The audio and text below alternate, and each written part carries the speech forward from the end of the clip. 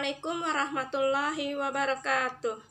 Ya teman-teman, kita jumpa lagi dalam pelajaran SKI. Sebelum mulai kita awali dulu dengan membaca basmalah. Bismillahirrahmanirrahim. Oke, pekan lalu teman-teman sudah membaca materi tentang Umar bin Khattab.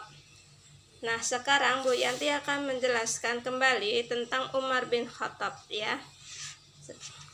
Umar bin Khattab lahir di kota Mekah pada tahun 583 Masehi. Ayahnya bernama Khattab bin Nufail bin Abdul Uzza bin Robah bin Qut bin Rozah bin Adi bin Ka'ab.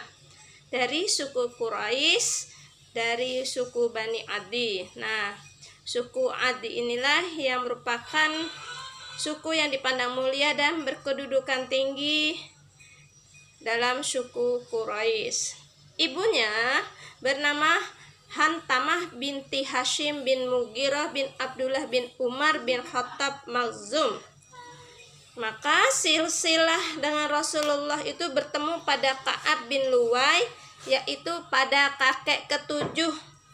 Sedangkan kalau dari ibunya bertemu pada kakek keenam. Jadi Umar bin Khattab itu masih satu silsilah dengan Rasulullah Shallallahu Alaihi Wasallam.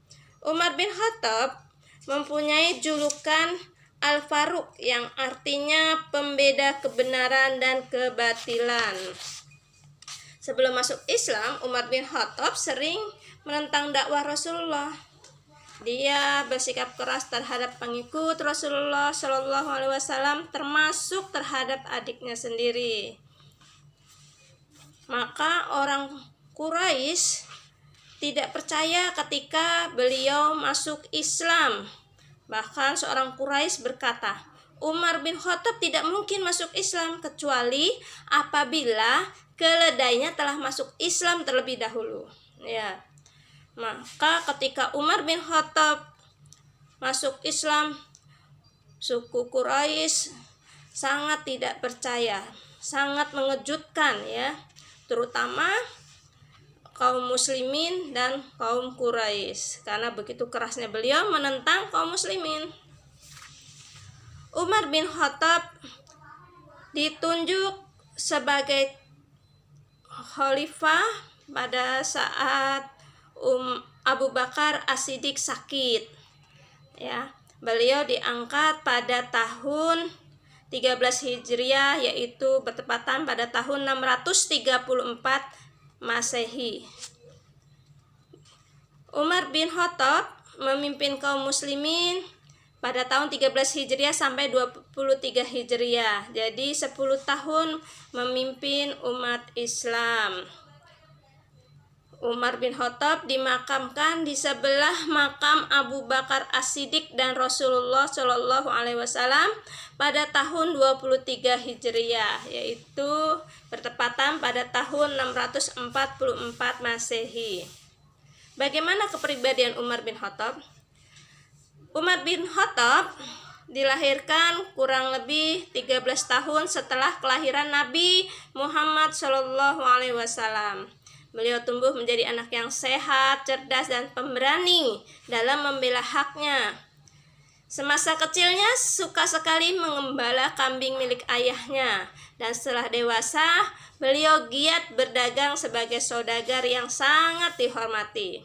Sikapnya yang tegas tetapi berbudi luhur sangat kuat dalam menjaga harga diri.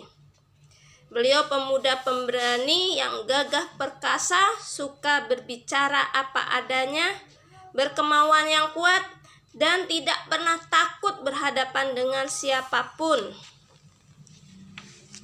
Nah, ketika masuk Islam, maka Umar bin Khattab selalu membela Rasulullah Shallallahu Alaihi Wasallam. Perjuangan Khalifah Umar bin Khattab dalam berdakwah, yang pertama, memperbaiki struktur dan lembaga negara dengan adil dan jujur. Kemudian negara menjadi aman, tentram, damai, makmur, dan masyarakatnya menjadi teratur. Untuk meningkatkan kelancaran, pemerintahan di daerah, Umar bin Khattab mengangkat beberapa staf untuk membantu para gubernur. Dan sebagai ahli fikih, Umar bin Khattab pun dikenal berani melakukan ijtihad yang meliputi berbagai bidang, terutama di bidang peribadatan, ya. Kemudian di bidang hukum, jasa Umar bin Khattab banyak sekali, ya, antara lain penetapan aturan pembagian harta warisan, perumusan prinsip qiyas, pengangkatan para hakim, pemakaian cambuk dalam melaksanakan hukuman badan, penetapan hukum 80 kali dera bagi pemabuk, pemungutan zakat atas kuda yang diperdagangkan, larangan penyebutan nama wanita dalam lirik syair, penetapan almanak atau kalender hijriyah. Nah, untuk penetapan kalender hijriyah ini itu berkaitan dengan hijrahnya Rasulullah Shallallahu Alaihi Wasallam, ya. Nah, karena sangat membekas peristiwa hijrah tersebut, maka Umar radhiyallahu an menetapkan awal permulaan hijrah Rasulullah sebagai awal penulisan kalender hijriyah. Jumlah bulannya sama, ya, dengan Masehi, ada 12, namun namanya berbeda. Yang bulan pertama adalah Muharram, kedua Syafar, ketiga Rabiul Awal, keempat Rabiul Akhir, kelima Jumadil Awal, keenam Jumadil Akhir, ketujuh Rajab, 8 Sya'ban, 9 Ramadan, 10 Syawal, 11 Dzulqa'dah, 12 Dzulhijjah. Nah, itu merupakan perjuangan Khalifah Umar bin Khattab dalam berdakwah.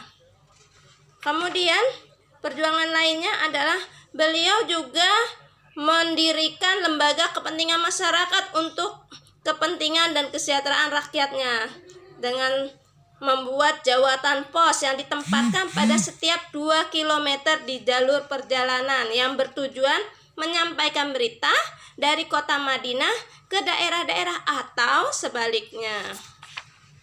Kemudian perjuangan lainnya adalah membuat mata uang. Ketika kaum muslimin melakukan jual beli di antara masyarakat, maka untuk memperlancar itu semua, Umar bin Khattab membuat mata uang sendiri berupa emas dan perak. Emas bernama dinar, perak bernama dirham.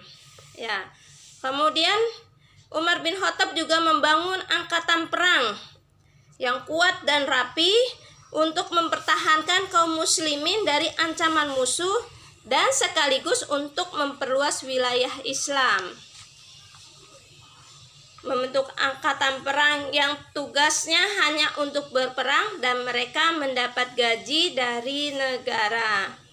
Nah, karena mereka para angkatan perang mendapat gaji dari negara, maka Umar pun mengatur gaji pegawai dan tentara, yaitu memperoleh gaji tetap yang diambil dari Baitul Mal.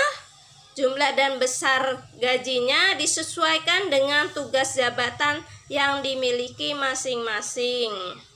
Walaupun terjadi perbedaan pembayaran gaji, Umar dapat mengatur dengan baik karena beliau adalah sosok yang tegas. Beliau tidak segan-segan memanggil pejabat lain seperti para gubernur untuk memeriksa kebijakan mereka. Usaha atau perjuangan Umar lainnya adalah memberantas kebatilan dengan berani dan bijaksana.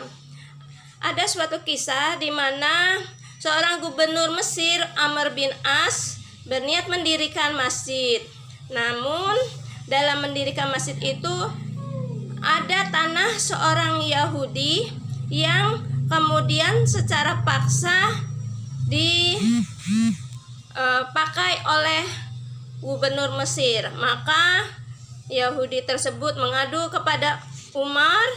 Kemudian Umar pun memberikan sosok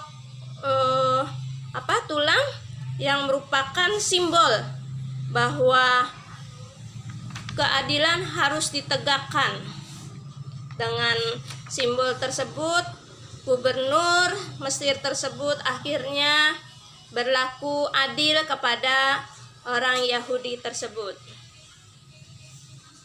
Kemudian Umar bin Khattab juga memperluas wilayah kekuasaan Islam dengan meneruskan peperangan yang telah terjadi di zaman Khalifah Abu Bakar, yaitu Perang Yarmuk. Dan di Perang Yarmuk inilah kemudian Umar bin Khattab menerima penyerahan kota tersebut dengan datang ke Baitul Maqdis. Peristiwa itu terjadi pada tahun 18 Hijriah yang bertepatan dengan tahun 639 Masehi. Demikian teman-teman penjelasan dari Bu Yanti tentang Umar bin Khattab. Untuk selanjutnya pekan depan akan dibahas tentang contoh nilai positif sikap Khalifah Umar bin Khattab. Terima kasih, kita tutup dengan hamdalah. Alhamdulillahirabbil alamin. Assalamualaikum warahmatullahi wabarakatuh.